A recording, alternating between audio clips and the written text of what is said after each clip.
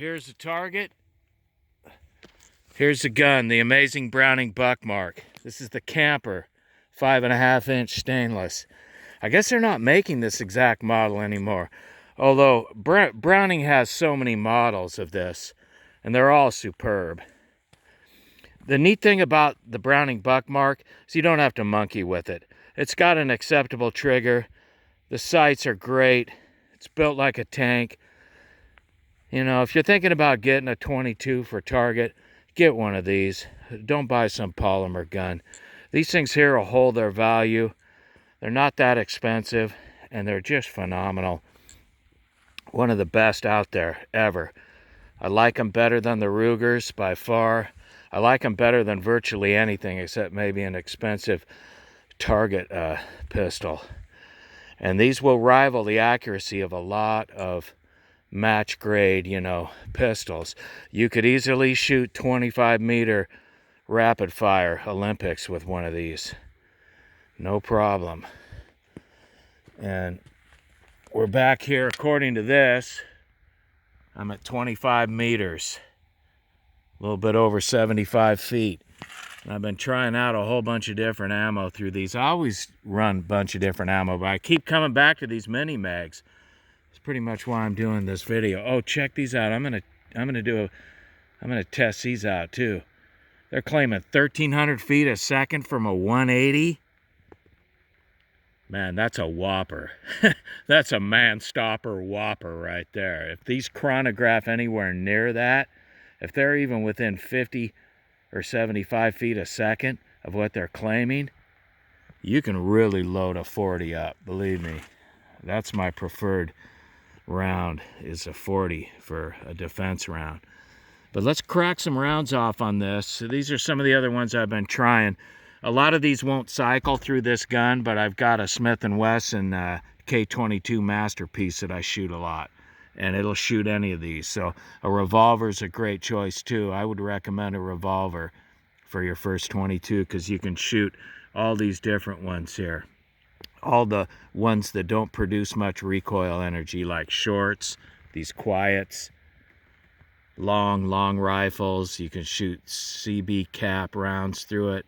So I always recommend a revolver, but we're at 25 meters. I'm just gonna put this up here and crack these off, and we'll go down there and see what she did.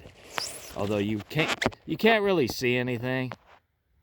I'm not like a super gun guy channel, but I like the Browning Buckmark, so I like to shoot the Browning Buckmark.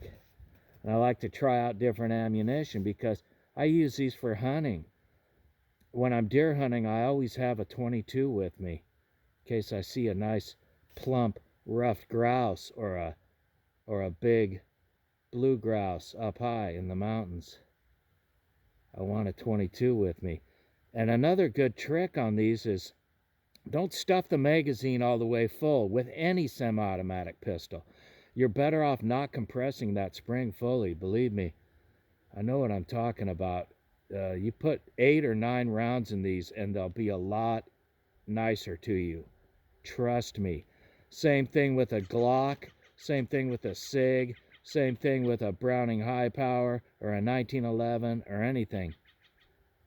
Leave a couple rounds out of the magazine and you'll have a lot less malfunctions if you're having that kind of issue.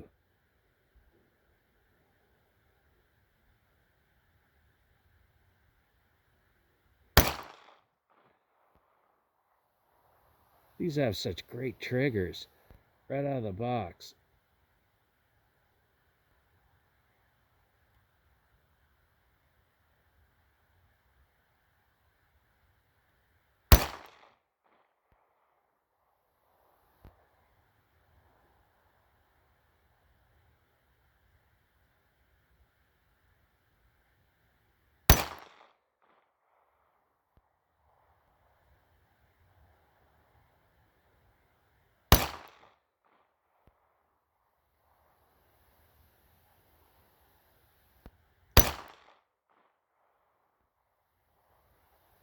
CCI is the way to go.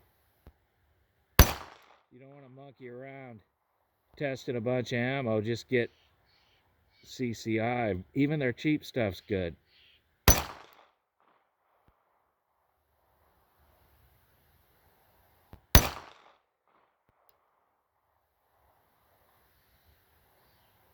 I just readjusted these sights, so I'm not quite sure where I'm at. This gun is clear. The magazine's out of the gun. Gun can't fire with the magazine out. Although I've remedied that. But I wouldn't recommend doing it that. Gun's clear. Visually inspected 3 or 4 times. Pointed off in a safe direction. Let's go down and take a look at what this thing did.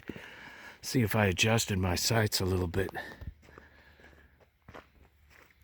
I think I still need to do a little bit of work on the sights. I'm going to have to bring them over to the left a little bit.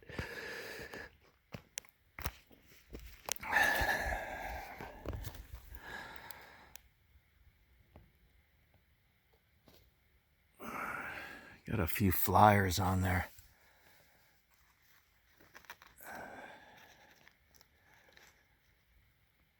It's not too bad though, but I'm going to bring them over. I got to bring my sights over. 1 click to the left and 1 click down. 1 click to the left and 1 click down, and I'll be burying them all right there.